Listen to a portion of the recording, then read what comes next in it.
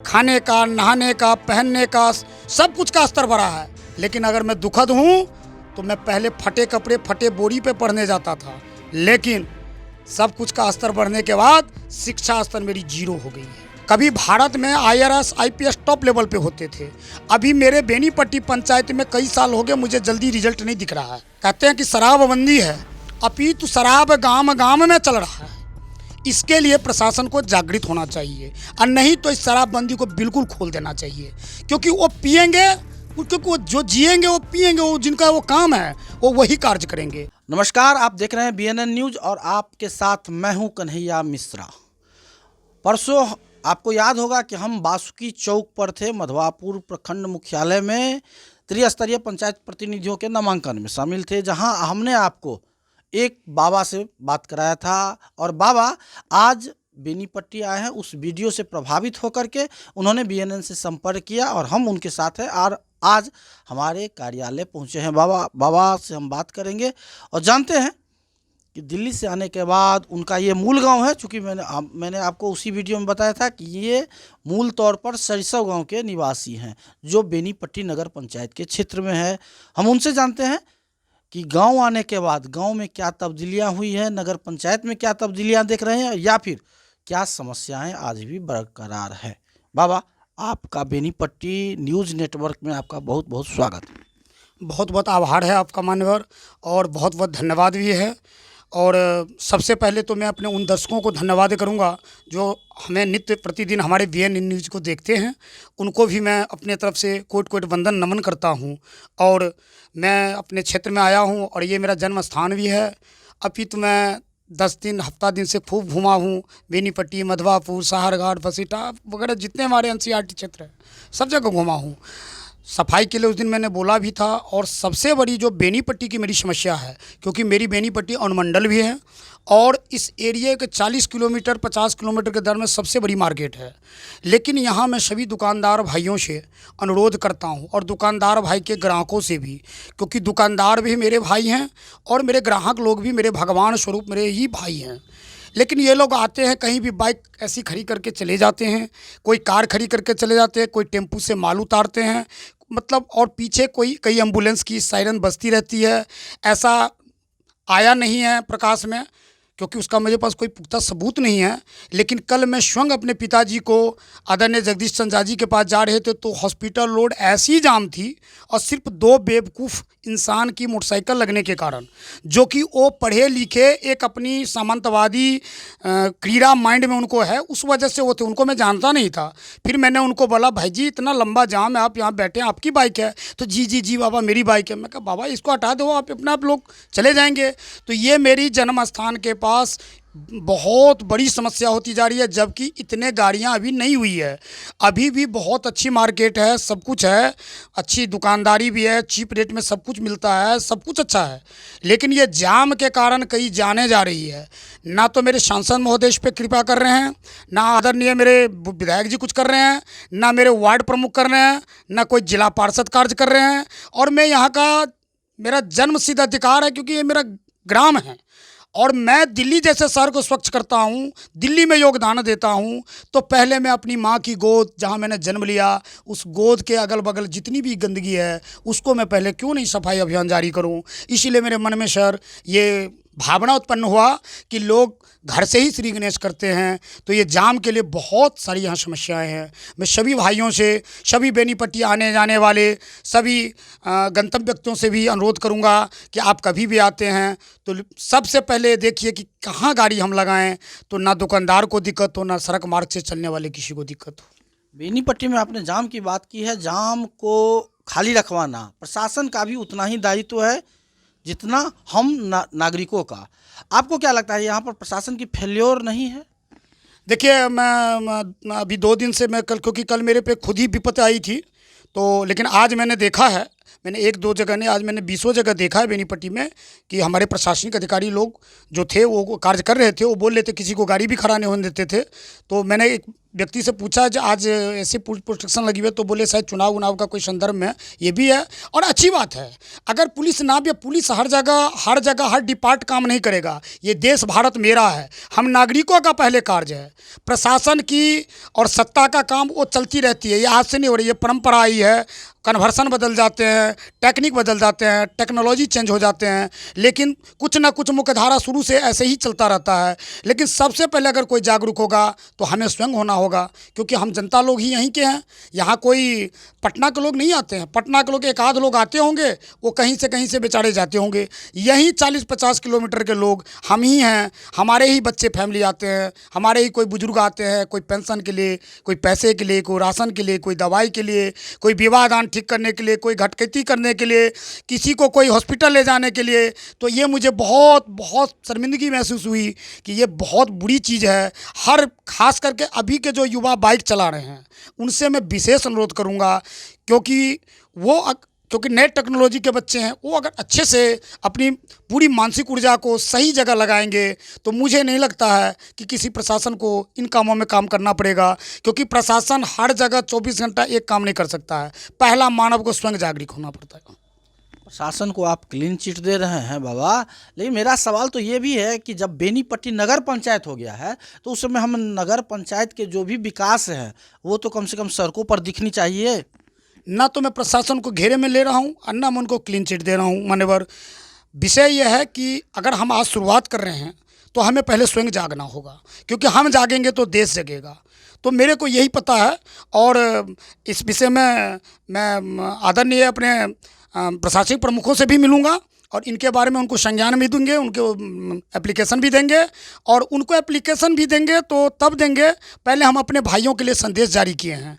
मेरे भाई अगर स्वयं ही अगर अच्छे हो जाएंगे तो कोई ऐसी आवश्यकता नहीं है। प्रशासन में भी जो लोग होते हैं वो हमारे ही अपने होते हैं, लेकिन हम सब काम में उनको लगाएंगे तो हमारा क्या ड्यूटी बनता है, मेरा क्या दायित्व है, मेरा ये कहना है।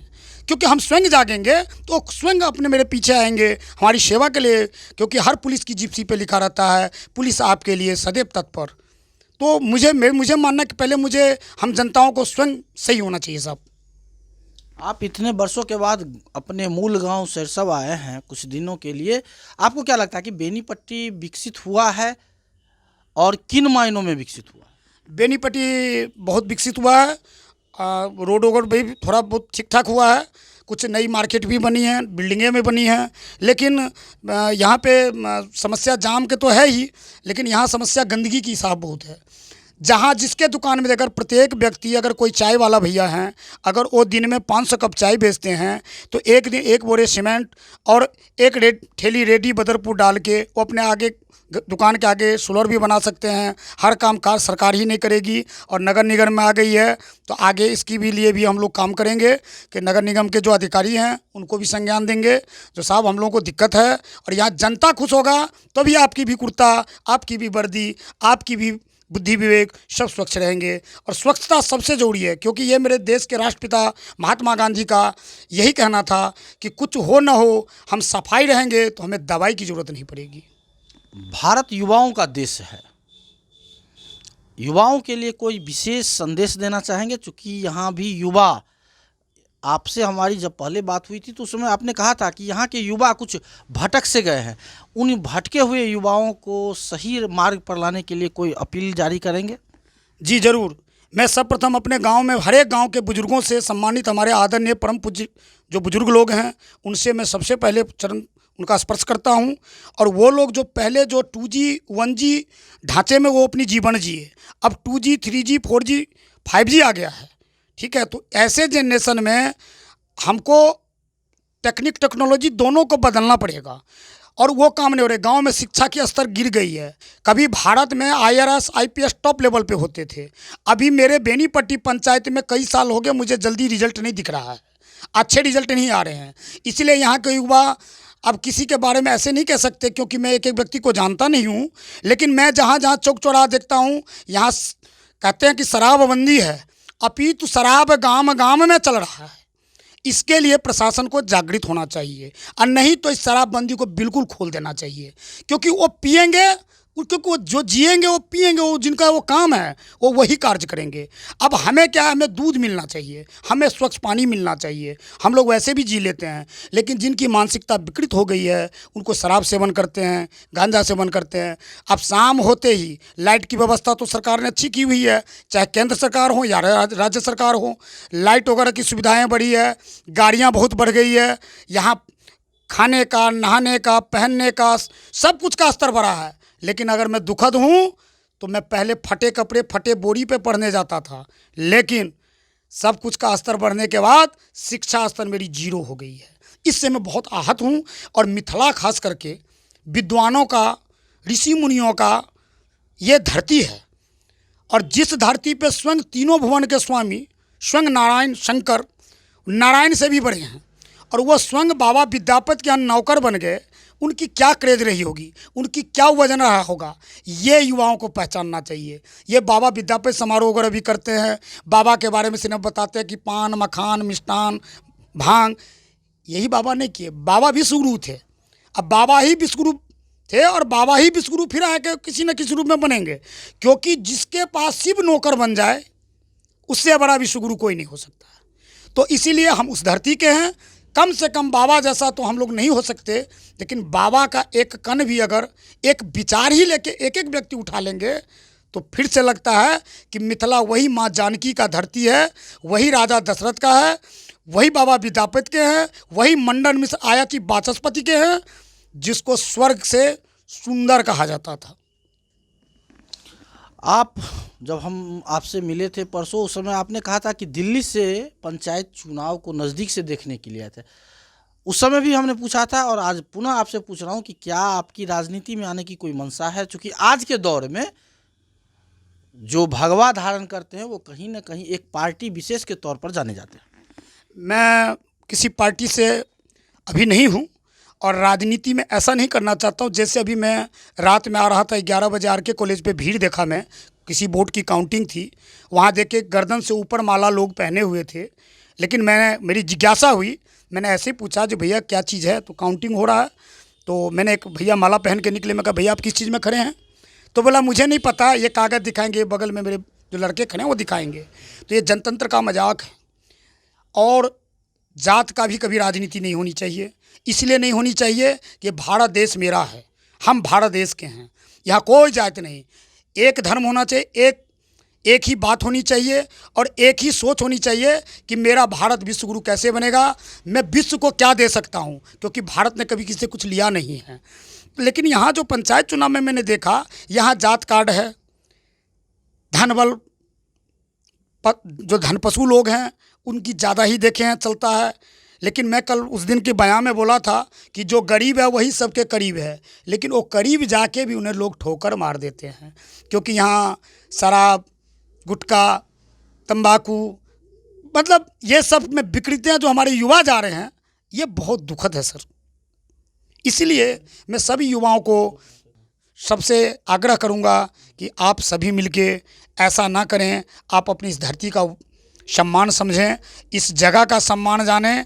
ये पूरे विश्व को जागृत करता है, वहीं से हम लोग हैं, इसीलिए मेरा जन्म स्थान है। मेरे से कहीं कुछ गलतियां भी हो सकती है बोलने में, तो आप सभी अपने भाई समझ के, छोटे या बड़े समझ के मुझे क्षमा भी करें, क्योंकि मुझे ये चीज़ अच्छा नहीं लगा और मैं अक्सर ही ऐसा ये मुद्दा उठाता रहूँगा।